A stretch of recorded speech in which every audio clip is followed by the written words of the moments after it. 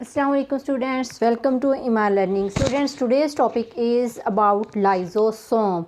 Previous video lecture में हमने discuss किया था अबाउट राइबोसोम्स के बारे में कि व्हाट इज़ राइबोसोम्स। अगर आपने मेरे वीडियो लेक्चर नहीं देखा तो आप मेरे प्रीवियस वीडियो लेक्चर ज़रूर देख सकते हैं और मेरे चैनल को सब्सक्राइब कीजिएगा ताकि आइंदा आने वाले लेक्चर आपको मिलते रहें। Okay, so we are move to about lysosome. Lysosome is a cytoplasmic organelles. अब आप सबको पता है स्टूडेंट्स कि तमाम ऑर्गेनेलिस सेल की जो है वो साइटोप्लाज्म में पाई जाती हैं। Okay, they are cytoplasmic organelle bounded by a single membrane bounded organelle, okay, and they are simple. Okay, तो ये हमारे पास क्या होती है कि सिंगल मेम्ब्रेन बाउंडेड होती है। ओके, सेल के अंदर कुछ ऐसी ऑर्गेनेलिस भी हैं जो डबल मेम्ब्रेन होती हैं जैसे कि माइटोकॉन्ड्रिया, क्लोरोप्लास्ट। ओके, सो ये जो ऑर्गेनेली है स्टूडेंट्स ये सिंगल मेम्ब्रेन बाउंडेड होती है। Okay, and found in most eukaryotic cells and enzymes. अगर इंजाइम्स की बात करें तो अब देखें, इंजाइम की अगर हम बात करें तो इसका मतलब है कि इस ऑर्गेनेलिस के अपने मखसूस इंजाइम है जो इसके अंदर पाए जाते हैं। सो हम कह सकते हैं ये जो ऑर्गेनेली है ये टेक पार्ट करेगी मेटाबॉलिज्म के अंदर। ओके, क्योंकि इसके अपने इंजाइम है। ओके, ये ब्रेक डाउन करेगी समथिंग। ओके, एंड अब इसके इंजाइम्स की अगर हम बात करें स्टूडेंट्स तो acid phosphatase and hydrolytic enzyme such as proteases, nucleases and lipases. Okay, so ये तमाम जो इंजाइम्स हैं ये इस ऑर्गेनेलिस के अंदर पाए जाते हैं। अगर इसकी डिस्कवरी की बात की जाए सो डिस्कवरी इज़ 1949 बाय डीड्यू। ओके, डीड्यू ने इसको डिस्कवर किया था सबसे पहले।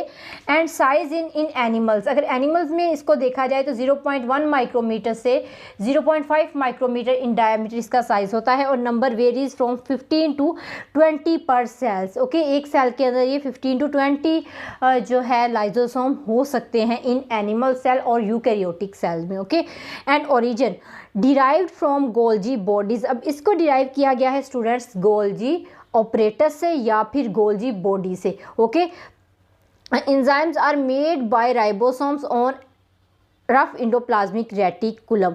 ओके, तो यहाँ पे जो एंजाइम है वो इसके राइबोसोम्स की हेल्प से बनते हैं। कहाँ पे? रफ इंडोप्लाज्मिक रेटिकुलम में, because rough endoplasmic reticulum have ribosomes and ribosome also synthesise protein and enzyme is protein in nature.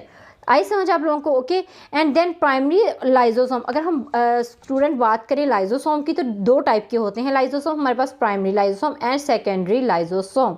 Okay, and enzymes are taken to Golgi body when they are further processed and bodied off as Golgi vesicles. These vesicles called primary lysosome. अब ये मैंने आपको primary lysosome बताया है तो इसको मैं explain करूँगी आपको डायग्राम में ताकि आपको इजीली समझ आ सके।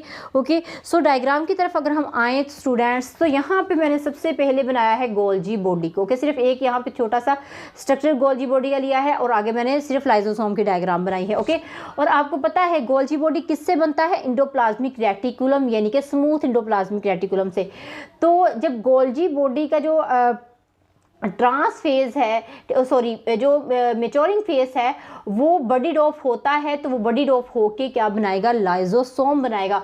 और जो फर्स्ट लाइजोसोम होगा स्टूडेंट वो कौन सा होगा? Primary lysosome. ओके, तो अगर हम डायग्राम को गौर से देखें, बहुत इंपॉर्टेंट क्वेश्चन है स्टूडेंट ये। आप इसकी diagram as it is note कर ले तो आपके कोई मार्क्स नहीं कटेंगे। ओके, अब इसको एज इट इज़ पेपर में बनाएंगे, इंशाल्लाह आपके पूरे मार्क्स आएंगे। और यहाँ पे देखें ये गोल्जी बॉडी है। Okay, budded off and then lysosome engulfing damaged organelle. तो यहाँ पे क्या है? ये लाइजोसोम है, इसने इंगल्फ की हुई है प्राइमरी कोई सेल की ऑर्गेनेली को। Okay, then next. ओके, तो यहाँ पे हमारे पास जो है वो इस स्ट्रक्चर में जब ये बडीड ऑफ होता है स्टूडेंट्स तो इस टाइप पे इसको हम प्राइमरी लाइजोसोम कहते हैं। ओके, जब इसके अंदर अभी फर्दर डाइजेशन का प्रोसेस स्टार्ट नहीं होता, सिर्फ इसने इंगल्फ की है ऑर्गेनेली, अभी इसको इसने ब्रेक डाउन नहीं किया। ओके, सो जो फर्स्ट ऑफ ऑल इसका वेजिकल होता है जो गोल्जी अपरेटस से आता है जिसको हम गोल्जी वेजिकल कहते हैं, उसको हम क्या कहेंगे? प्राइमरी लाइजोसोम कहेंगे। ओके, एंड देन बात करेंगे हम सेकेंडरी लाइजोसोम की कि formed by the combination of a primary lysosome, means कि ये होता एक्चुअली प्राइमरी लाइजोसोम ही है, उसी की कम्बिनेशन से होता है। कंटेन एक्टिव एंजाइम, बट इसके जो एंजाइम होते हैं वो एक्टिव होते हैं। अगर अब हम प्राइमरी की बात करें स्टूडेंट्स, तो प्राइमरी सिर्फ बॉडीड ऑफ हुआ होता है, अभी फ़ौरन से बना होता है लाइजोसोम, अभी एक्टिवेशन उसमें स्टार्ट नहीं होती। ओके, तो जो सेकेंडरी लाइजोसोम होता है वो क्या होता है, होता प्राइमरी ही है, बट उसके अंदर एंजाइम जो है वो एक्टिव फॉर्म में आ जाते हैं। अब जब कोई एंजाइम एक्टिव फॉर्म में आएगा देन ही वो किसी बायोकेमिकल रिएक्शन में टेक पार्ट करेगा और उसका हिस्सा बन जाएगा और प्रोडक्ट बनाएगा। ओके, एंड अंडरगो डाइजेशन, ठीक है, आल्सो एलिमिनेट देयर जो है वो also eliminate their contact to outside the cell, ठीक है, यानी कि ये सेल का जो है वो एलिमिनेट करेगा, सेल के जो कंटेंट होते हैं, सॉरी जो है यहाँ पे हमारे पास आ जाता है also eliminate their content to outside the cell. Okay, तो ये जो कंटेंट होता है सेल का, यानी कि वो कंटेंट आया कहाँ से होता है स्टूडेंट्स, वो आया होता है डाइजेशन से। मीन्स कि किसी भी चीज़ की डाइजेशन हो रही, फॉर एग्जांपल यहाँ पे हमने बात की है स्टूडेंट, ऊपर अगर हम देखें लाइपेज एंजाइम के बारे में। अब लाइपेज एंजाइम आप सब जानते होंगे क्यों होता है और किस लिए, मतलब किस केमिकल रिएक्शन में ये हिस्सा लेता है, तो ये लेता है लिपिड की ब्रेकडाउन में। ओके, तो अगर फॉर एग्जांपल लिपिड्स की ब्रेकडाउन हुई है तो उस ब्रेकडाउन से जो कंटेंट निकला है उस कंटेंट को इस सेल से आउटसाइड भेजता है, क्योंकि सेल के आउटसाइड भी जो है वो एनर्जी की ज़रूरत होती है, सेल के अंदर भी एनर्जी की ज़रूरत होती है। ओके, जब भी ब्रेकडाउन होती है large part convert into smaller part, तो वो एनर्जी को प्रोड्यूस करता है। ओके, सो तो ये क्या करेगा, सेकेंडरी लाइजोसोम उस कंटेंट को आउटसाइड द सेल भी जो है डिलीवर करेगा। ओके, एलिमिनेट करेगा या फिर डिस्चार्ज करेगा। ओके, आपको समझ आ गई होगी कि प्राइमरी और सेकेंडरी लाइजोसोम में क्या फ़र्क है यहाँ पे। ओके, सो अब हम इसके फंक्शंस की तरह इसके स्ट्रक्चर्स को समझने से पहले स्टूडेंट्स मैं इसकी फंक्शंस पे थोड़ी सी बात करूँगी, फिर आपको ये समझाऊंगी, आपको इजीली समझ आएगा, क्योंकि फंक्शन में हमारे कुछ इसके स्टेप्स आ जाते हैं। फंक्शंस, अब फंक्शन में सबसे पहले आता है स्टूडेंट फैगोसाइटोसिस। ओके, फैगोसाइटोसिस का मीन क्या होता है कि इंगल्फिंग ऑफ फॉरेन ऑब्जेक्ट और food particles by lysosome and completely broken into जो है वो स्मॉल पीसेज या इंटू पीसेज। ओके, अब यहाँ पे स्मॉल जो है वो भी लिख सकते हो, इंटू पीसेस भी कह सकते हो। ओके, सो अब यहाँ के फैगोसाइटोसिस हुई है, मीन कि कोई foreign object, foreign particle cell के जो आउटसाइड पड़ा हुआ है वो जब अंदर आएगा उसको हम फॉरेन पार्टिकल कहेंगे। ओके, फॉर एग्जांपल ये देखिए यहाँ पे हमारे पास एक था फूड पार्टिकल। ओके, ये सेल की क्या है स्टूडेंट्स, ये सेल की मेम्ब्रेन है। Okay, cell membrane. ओके, और यहाँ पे फॉर एग्जांपल ये ऑब्जेक्ट था हमारे पास या कोई फॉरेन पार्टिकल था जो कि सेल से बाहर था। अब क्या हुआ, इसकी इंगल्फिंग हुई, इसको इंगल्फ किया गया, सेल मेम्ब्रेन ने इसको अपने अंदर इंगल्फ कर लिया। हमने ये प्रोसेस सेल मेम्ब्रेन के फंक्शंस में भी पढ़ा था। ओके, सो यहाँ पे क्या हुआ, सेल मेम्ब्रेन ने इसको इंगल्फ कर लिया। इस प्रोसेस को हम क्या कहते हैं, फैगोसाइटोसिस, यानी कि इंगल्फिंग ऑफ पार्टिकल्स। तो क्या हुआ, फैगोसाइटोसिस, और यहाँ पे मेम्ब्रेन जो है मिल गई और ये पार्टिकल सारा का सारा सेल के अंदर चला गया। इसको क्या कहेंगे हम, फूड वैक्यूल। ये एक फूड वैक्यूल बन चुका है। ओके, तो इस सेंटेंस की आपको समझ आ गई फैगोसाइटोसिस कैसे होता है। एंड इंट्रासेलुलर डाइजेशन, अब इंट्रासेलुलर डाइजेशन स्टूडेंट्स क्या होती है, सेल के इनसाइड जो भी डाइजेशन होती है उसको हम कहते हैं intracellular digestion. For example lysosome, अब लाइजोसोम सेल के अंदर ऑर्गेनेली होती है, आपको पता है साइटोप्लाज्म के अंदर, तो सेल के अंदर होने वाले जितने भी प्रोसेस उन सबको हम क्या कहेंगे, इंट्रासेलुलर एक्टिविटीज़ कहेंगे। और अगर वो डाइजेशन का प्रोसेस हो रहा है तो हम क्या कहेंगे, इंट्रासेलुलर डाइजेशन, यानी कि सेल के इनसाइड होने वाला प्रोसेस। अब ये सारे का सारा प्रोसेस जो है लाइजोसोम का ये सेल के अंदर हो रहा है तो इसको हम कहेंगे इंट्रासेलुलर डाइजेशन। इनके digestion taking place inside the cell with the help of lysosomal enzyme. Okay, अब हम यहाँ पे होल डायग्राम को समझ लेते हैं कि किस तरह लाइजोसोम वर्क करता है स्टूडेंट्स। तो यहाँ पे फॉर एग्जांपल आप लोगों ने देखा कि ये सेल की जो गोल्गी ऑपरेटस है वो बॉडी ऑफ हुआ, दोनों तरफ मैंने इसका स्ट्रक्चर बनाया, एक तरफ ये बाहर से ऑब्जेक्ट ले रहा है और एक तरफ सेल के अंदर से। ओके, तो एक तरफ यानी कि फूड पार्टिकल बाहर से आ रहा है, फॉरेन पार्टिकल आ रहा है, लेकिन दूसरी तरफ जो है सेल की अपनी ऑर्गेनेली को इसने इंगल्फ किया हुआ है। ओके, तो हम पहले यहाँ पे बात कर लेते हैं फॉरेन पार्टिकल्स की, क्योंकि हम ये पढ़ रहे हैं। तो यहाँ पे फूड पार्टिकल्स है, फूड पार्टिकल्स क्या हुआ स्टूडेंट्स, इंटर हुआ inside the cell with the help of cell membrane. Okay, इसने इंगल्फ किया and this is a food vacuole then converted into food vacuole. And ये है हमारे पास अब लाइजोसोम। अब ये फूड वैक्यूल लाइजोसोम ने क्या कर लिया, लाइजोसोम ने इंगल्फ कर लिया। ये देखिए यहाँ पे, ठीक है, ग्रीन कलर का मैंने शो किया हुआ है, तो ये लाइजोसोम ने इंगल्फ कर लिया। अब यहाँ लाइजोसोम ने इंगल्फ किया है तो इसके पास क्या है, यहाँ पे ये डॉटेड जो शो किए हुए हैं, फॉर एग्जाम्पल इसके एंजाइम्स हैं। सो जब इसके एंजाइम जिसके पास है तो lysosome engulf food vacuoles and then these lysosome are called secondary lysosome because they have active enzyme and this enzyme break down the food particle okay into small pieces. तो यहाँ पे क्या हुई, जाहिर बात है नेक्स्ट प्रोसेस में क्या हो जाएगी, इसकी डाइजेशन हो जाएगी। तो दूसरी तरफ अगर हम देखें ऑन द अदर हैंड कि यहाँ पे सेल की अपनी एक ऑर्गेनेली थी जो कि डैमेज थी या ओल्ड ऑर्गेनेली थी, ओके, तो यह सेल की कोई पार्ट था सेल का जिसको इसने इंगल्फ कर लिया लाइजोसोम ने। इस प्रोसेस को स्टूडेंट हम कहते हैं ऑटोफेगी, सेल्फ ईटिंग। ऑटोफेगी का मीन होता है सेल्फ ईटिंग, यानी कि अपने ही पार्टिकल को या अपने ही बॉडी पार्ट को खाना, ओके, सेल्फ ईटिंग। अब ये भी बहुत ही एक अच्छा प्रोसेस है, खुदा की नेमतों में से एक नेमत है कि सेल्फ ईटिंग हो रही है यहाँ पे, यानी कि हमारी बॉडी के अंदर जितने भी ओल्ड पार्टिकल्स हैं, ओल्ड ऑर्गेनेलीज हैं सेल के अंदर, उसको लाइजोसोम इंगल्फ कर लेता है अपने आप, ओके। उस प्रोसेस को नाम दिया हमने ऑटोफेगी का। और देन क्या हुई, जाहिर है एक्टिव एंजाइम इसके पास है तो इसने डाइजेस्ट कर लिया और डाइजेस्ट करने के बाद सेल को एनर्जी दे दी।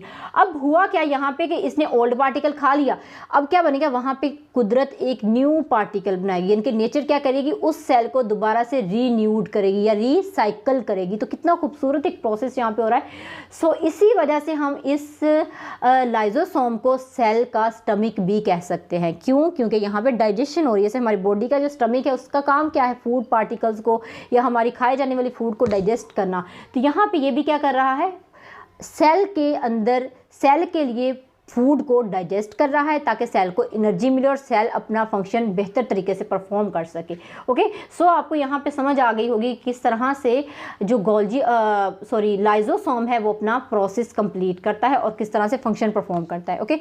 सो इंट्रासेलुलर की समझ आ गई आपको। देन हम देखते हैं extra cellular digestion. Lysosome also release enzyme outside, यानी कि लाइजोसोम क्या करता है स्टूडेंट्स के कुछ एंजाइम को आउटसाइड द सेल भी रिलीज कर देता है। इनके सेल के टू सेल के बिटवीन कुछ प्रोसेस हो रहा होता है तो उसमें भी हेल्प आउट होता है। तो वो वाली जो डाइजेशन हुई सेल से आउटसाइड उसको हम क्या कहेंगे, एक्स्ट्रा सेलुलर डाइजेशन। ऑटोफेगी, अब ऑटोफेगी की यहाँ पे आपको समझ आ गई। देन मजीद इसको पढ़ लेते हैं। Self eating process of lysosome, for example mitochondria या ओल्ड सेल ऑर्गेनेली। अब यहाँ पे देखें, यहाँ पे फॉर एग्जांपल ये माइटोकॉन्ड्रिया इसने इनगल्फ किया हुआ है, ओके। तो ये माइटोकॉन्ड्रिया काम नहीं कर रहा होगा, ये माइटोकॉन्ड्रिया सेल के अंदर ऐसे ही पड़ा होगा जिसका कोई काम नहीं है, तो इसने क्या किया, खा लिया उसको कि चलो तुम्हें खा के मैं थोड़ी सी सेल के लिए एनर्जी बनाऊँ। तो अब ये चला गया, अब इसकी जगह पे न्यू आ जाएंगे। जैसे फॉर एग्जाम्पल हमारे चोट लगती है तो क्या होता है, वहाँ पे न्यू सेल आते हैं, तो ओल्ड सेल कहाँ जाते हैं। इसी तरह इस प्रोसेस के अंदर ओल्ड सेल जो है हमारे डाइजेस्ट हो जाते हैं और वहाँ पे कुदरत न्यू सेल बना देती है या नेचर वहाँ पे न्यू सेल जनरेट कर देती है, okay. And then degeneration, loss of structural and function of cell during injury and disease, okay.